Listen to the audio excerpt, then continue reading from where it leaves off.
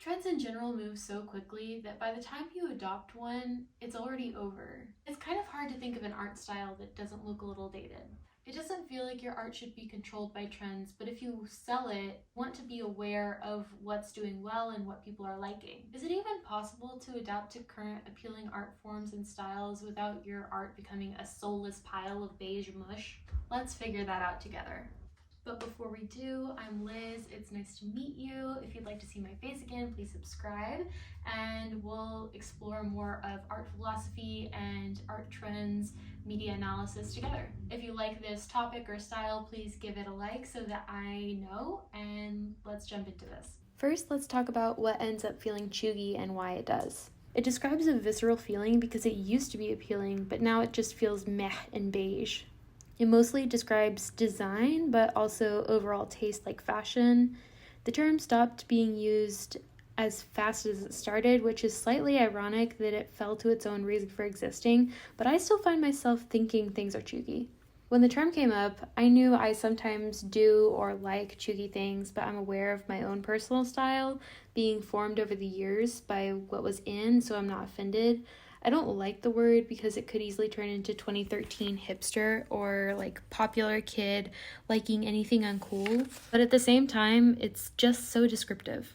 All that to say, I don't judge people's personal tastes. It's kind of endearing to see people earnestly embrace something that's quote unquote dated, but I don't want my art to look dated or like anything else.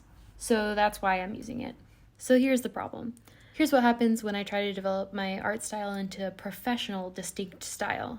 Professional meaning selling eventually a loose brand with a semi-predictable product. I don't want to appeal to the masses, but I have to appeal to someone. So I think, let's see what appeals to most. Here are some examples of mass appeal decorative art. I tried to find examples from major retailers so they weren't tied to a specific artist, but I wanted you to be able to see what I'm talking about. All of this is taste, so I don't expect everyone to agree, but I really didn't want anyone to be hurt by this. These are all well executed to the credit of the artist who was commissioned or who sold their work to these major retailers like Walmart and Target, but to me they're just a bit meh and overdone. Part of the problem is these are conglomerations of what was trendy, without the soul and the character of what started the trend, and that in particular is what I want to avoid. So now let's look at the other end of the spectrum, examples of serious fine art people wouldn't decorate their homes with. Again, I can only look at the art world through the lens of my taste, so these are styles and symbolism I really respect but wouldn't put on my wall. These are historical fine art examples that inspire me and that I respect. So the real question is, do I want to become a fine artist or a decorative artist? And do I have to choose? What is fine art if not beautiful? But not all fine art fits the vibe for your sanctuary. In my case, that would be macabre or too attention-grabbing. If you're like me, you might actually want these on your walls, but it might unsettle you at times. The content might not be right for every mood you have in your home. Also, I don't think many would agree with me that this is great wall art because it's too niche. So if I'm thinking about creating my own art in a way that people will want to display, I don't want it to be so niche that only 3 people in the world would like it. What I like about these works is they explore the depths of human feeling, not just through subject matter, but also through visual expression, line, chaotic composition, darkness, all expressing a range from uncertainty to grief to loneliness. And I like to explore that in my own work as well, but is that compatible with being sellable? One thing I just realized while recording, these are all illustrations. When it comes to illustrating a story, you don't have to worry about making it calming or neutral. Illustrations are supposed to be dramatic, which is what I want to do anyway. Maybe my issue is with the idea of selling to the consumer, not a writer. With my art, even before this realization, I always wanted to create a setting and a story that someone could immerse themselves in my art, but I was leaning away from that because who has the time to immerse themselves in one piece of art? So you might see more illustration leaning in videos going forward, like draw with me and stuff like that, just so you know. But for now, let's get back to the rest of this video.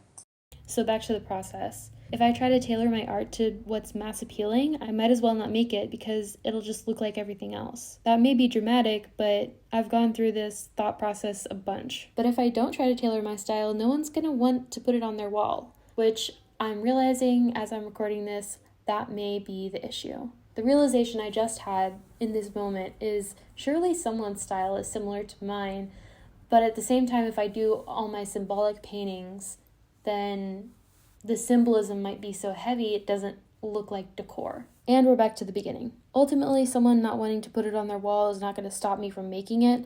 Also, someone might, even if only one. And in both those concluding admissions lie the solutions. First, the artist in you. Just keep making and maybe the style will emerge and develop into something appealing, but if not, creating something genuine to you is still worth it, in my opinion. Second, the entrepreneur in you. If I keep posting my process and engaging online, I'll probably end up with a small community who would like it on their wall. Probably, in my case, their lair of some sort. My plan for marketability. So let's go through how I plan to adapt my art, content, and style without compromising the soul and essence of myself that I put into it. A little disclaimer here, it's not like I've already fully accomplished this yet, but it is something I've been wrestling with / working on for years. I hope there will be some helpful info in here for you. Keep your distinct motifs, but simplify the design. Similar to the idea of selling both prints and originals of a painting, you could have the fully rendered scene and then have a stylized, simplified character or object as the sellable design. Keep the design, change the form. This is a really popular way of making your art marketable. An easy way to describe this is the function of Society 6. With this, no matter the method, it's less of an investment for the customers, so you don't have to fully fit their taste, just one aspect of it. Only pay attention to the trends you like or that work with your art. This method means you're not getting whiplash with the trend cycle and the audience knows you better and what to expect from you. The whole thing feels more genuine to you and you feel better about the end result. If you're not adapting every aspect or popular fascination, there's more room for you in the finished work.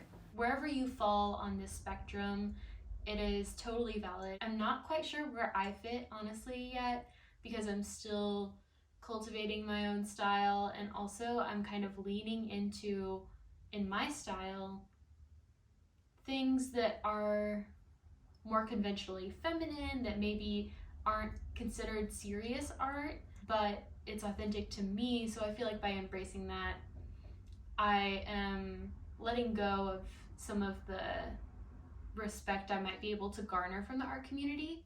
So I feel like that's a different discussion on its own. If you agree with me or you think I'm wrong about any of this, please let me know, and I'd love to have a discussion in the comments about it. Maybe I'll revisit this topic when I've had more input and time to think about this. Even though this is something I've been thinking about a lot for the past couple of years, it is something that I'm constantly evolving on. With all that said, thank you so much for watching. If you made it to the end of the video, leave a rose. It'll be our little secret. So please subscribe and I'll see you in the next one.